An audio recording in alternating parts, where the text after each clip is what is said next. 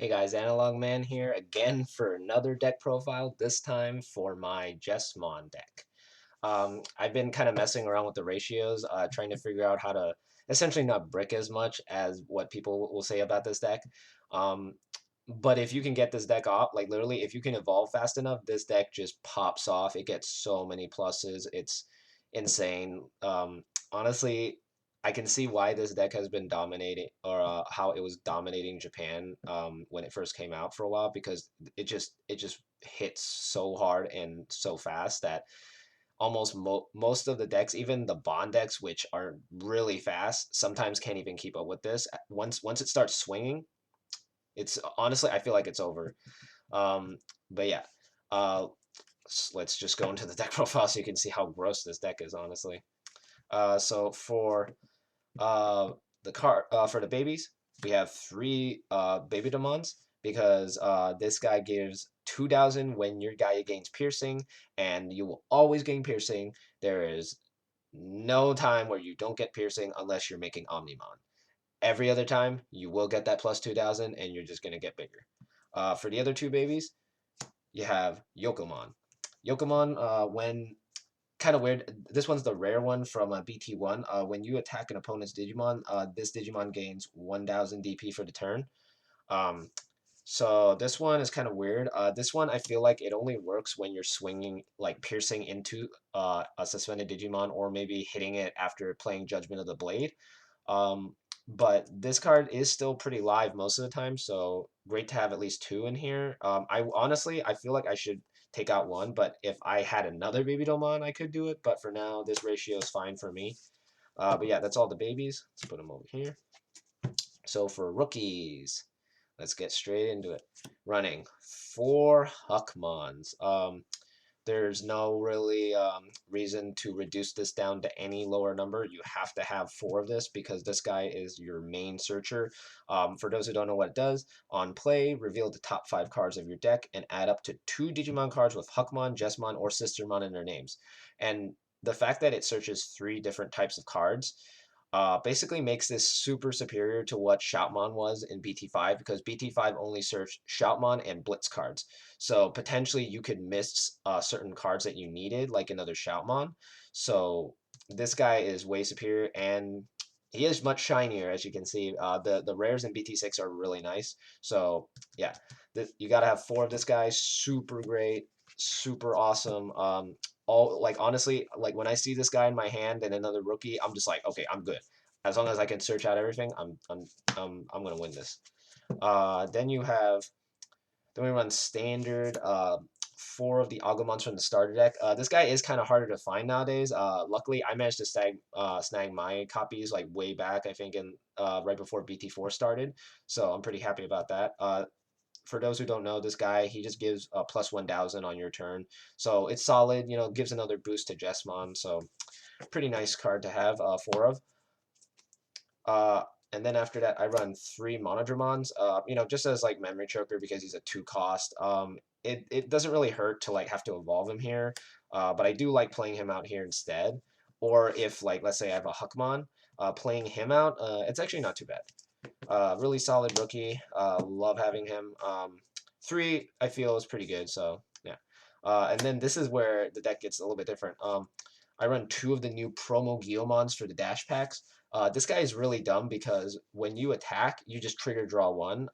He's usually guaranteed to die, but I've actually had matches where he just lived for like 3 turns just swinging continuously, and I just kept drawing from him. So I like having 2 because then I see him more consistently. Before I had 1 and I would just see him regardless, but I like having 2, so then I have that option to swing to get more draws. So really sweet. And then for the last rookie rerun, 3 Sistermons because Sistermon blank, my bad. Really solid card. This card really helps with unbricking your hands.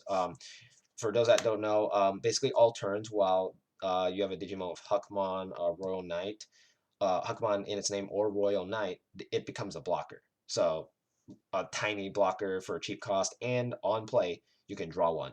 So if you have this in your hand and a Huckmon, you can potentially just unbrick your hand and basically build up your line here. So it's really solid. I would run 4, but I feel like it might be a little bit too bricky, so I keep it at 3, just just to keep it like consistent. That's all the rookies we run. We run I think about, let's see, 1, 2, 3, 4, 5. We run about 16. Um, you don't have to run this number, but I don't know. I feel like this is a consistent number so far for rookies in Jesmon, because you have to have the sister mons, you have to have the ones that give you inherent abilities, and then you have to have the ones that help you draw. So this is pretty solid.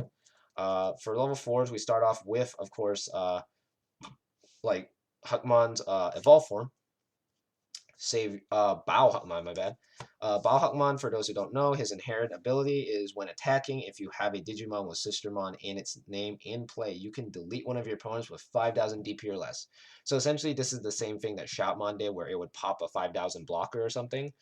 This basically does the same thing, but it's just in this one instead of a Shoutmon that's level 5. So I've seen builds running 3. I honestly like 4 because I want to see this more often. So I like having this at 4. Then for the other ones, we run 3 Greymons because that security +1 is generic and it's a 2 cost, so it's not too bad. Then 3 Monodramons for 1 cost because it's a blocker. So uh, these, and then for the last level 4s, we have 3 Sistermon Seals because all turns it boosts any Royal Knight or Huckmon, gaining 2,000. So you can make your Huckmon 4,000, and you can make Jesmon at least 13, no, yeah, 13, 14,000 at least on your opponent's turn. So it'll make it hard for them to remove it. And this does actually boost Omnimon as well because he is a Royal Knight. So you basically make a 17,000 Omnimon that they can't get rid of. So pretty solid. And of course, on play, it gains a memory. So if you swing with it, if you swing with Jesmon, you can summon this and then just regain memory and then play a Delicate Plan or a Judgment of the Blade, and you're just basically solid at that point. That's all the level 4s we run. We keep it kind of small. There's exactly, let's see, I remember there's exactly 10. Oh, actually, no, we actually increased it. We run exactly 13, actually. We have like the ones that give inheritables and then the sister mons. So it's basically kind of like the same principle with the rookies. You want to keep it consistent, so you run a certain amount. I feel 16 is pretty good with how you have to have, as I said, with the inheritables. With the level 5s, it's kind of weird. I've been kind of messing around and trying to get a proper ratio, but I feel like with red decks, you don't want to have too many. So I actually went with um, 4 Savior Huckmons because this guy on Digivolution, you can just play a Sistermon for free, so you're just pussing no matter what. And then his inherent is where he's really broken. If you have a Sistermon on field, you can unsuspend, which is super dumb because if you swing with Jesmon, you are guaranteed a Sistermon if it's in the trash or in your hand. So this will always go off and you'll get a second swing. So you're essentially swinging for like 4 security if you have the security plus from Greymon. So it's honestly really broken, and you have to have max copies of this card. We only run one more level 5, and that's Volcanodramon just for the security plus. We just want to see this. We don't want to see this, but sometimes you have to go with this, so it's not too bad. But yeah, that's literally all the level 5s we're running. We're running exactly 5. I feel like this actually helps the deck kind of streamline a little bit because if you have the thing is with red decks I've played in the past, if you put too many level 5s in, it honestly bricks your hand really bad. At least with Shoutmon, you could warp evolve with Omni Shout, but here you can't, so you kind of have to reduce it a little bit to make it a bit more streamlined. But it does make room for other cards and stuff, so it's not too bad. Now let's get to the level 6s. The star of the show right here, Jesmon. This card is ridiculous. Like, I don't even know how this card, like, originally I thought this card would be really bad, but in the matches I've tested this card just goes off, like, hard every time it swings. Um, I feel like a broken record saying this, but for those who really don't know how this card works, when attacking, you may play one Digimon card with Sistermon in its name from your hand or trash without paying its cost. And then your turn, once per turn, when you play that other Digimon, this guy gets 3,000 and he gains piercing for the turn. So no matter what, you will be making this a 14,000 swinging guy with piercing and can unsuspend. And that is not even factoring in all the other boosts from the inherits. I've actually managed to make this guy 19,000 to 20,000 sometimes when I'm swinging. And the worst part is that if I'm swinging for security, I'm swinging for 2 security for 20,000. So it's just ridiculous how powerful this guy gets when he attacks. Um, and the fact that the piercing, it's like nothing literally can stop him. Like this is why, like piercing is why Chaosmon was broken, and piercing is why this guy is broken too now. So absolute four of. You cannot skimp out on this card. This card is really busted. And then for the other level 6, we only run 5 level 6s as well to as I said to streamline the deck. We run one of the BT1 War Greymon because this guy, when digivolving, he gains security +1, and on your turn, he does not activate security effects or option cards. So or my bad. With the errata, it's basically anything that activates in security, like the security effects, they do not trigger when he swings, which is what helps you basically clear boards because he gets that security +1, and then adding in all the other securities, he will swing real hard. So one of if you want to run maybe two, I can see that it works there, but I feel like you should mainly be focusing on Jesmon, so having just one should be good. For level 7s, we only run exactly two. We run two Omnimons. The Blitz one specifically, because it lets you unsuspend and swing, and the fact that it cannot be deleted as long as it has materials underneath it. And it's not once per turn with the deletion effect. So really solid guy. Like honestly, like if you swing with this guy twice and then evolve on this to swing again, they basically lose if they can't get rid of this. Most decks I've seen cannot get rid of this, so you're basically assured game once you have an Omnimon on board. Yeah, that's all for the level 7s. Now let's get into options. So for the options, I'm running 3 Judgments of the Blade, 2 Delicate Plans, and 2 Gaia Forces.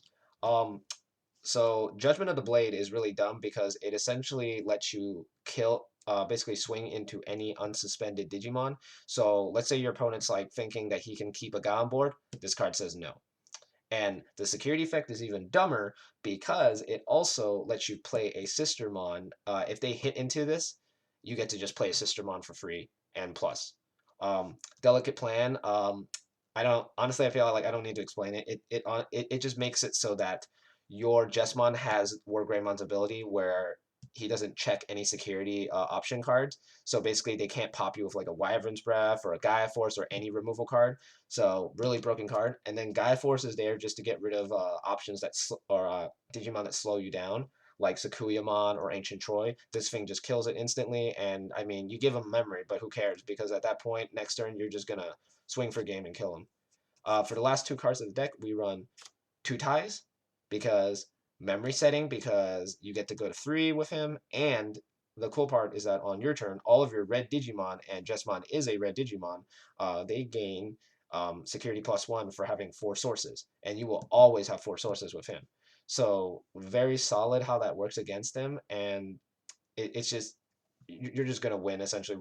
Once you get tie out, you're basically like one step closer to victory. This deck is really fast and really efficient if if it doesn't break. When you brick, you can get out of it. But if you can't get out of it within maybe 3, 4 turns, you will lose. Um, I've lost a few matches mainly because of that. I did manage to get into Jesmon, but it just took too long. As long as your hand is okay, you will turbo and insta kill your opponent. But just a heads up for all those that want to play this deck, be very careful. It can brick, and you just have to essentially learn how to play through them. Most decks can play through bricks. This is actually one of the few decks I've seen in BT6 so far that can do that, which is awesome because most decks in BT6 so far, like this, Musketeers, can play out of it, but Security Control and Gabubon take a bit of time to set up, essentially. So this deck will outspeed them no matter what. Um, against most matchups, against Musketeers, super free. Gabu Bond, it's really close, very close. If you can get your evolution line, you're basically guaranteed to win. Um, with let's see, security control. Security control is really free. I mean, I play security control, and I just hate that. I hate playing against this deck because it just goes off because they give you so much memory. Um, with let's see what it is in the meta. Black Royal Knights. Black Royal Knights, it might have an issue because of all the blockers and the fact that it can't be deleted. Eosmon, easy check. Green decks, probably easy check depending on how fast you swing. Um, what else is there in the meta? Agubond. Agubon isn't too big of an issue as long as you keep your guy in raising and you keep poking, and your guys die and you have a clear board, you should be fine. In a mirror match, I almost forgot to talk about a mirror match. In the mirror match, it's just dependent on who gets Jesmon out first. Um, I feel like if you get him out second, you could potentially swing through the Jesmon and kill it, but I haven't really had that encounter yet. But it is very powerful, so I would say just whoever. It's kind of up in the air when it's a mirror match. It's just whoever draws better and can get out of their bricks faster. So it's not too bad. Um, anyway, that's basically the deck profile. Just the usual stuff. Like, subscribe. Leave a comment if you want to talk about this deck a little bit. Or if I missed something about this deck, just let me know. Anyway, I'll see you guys next time, and peace out.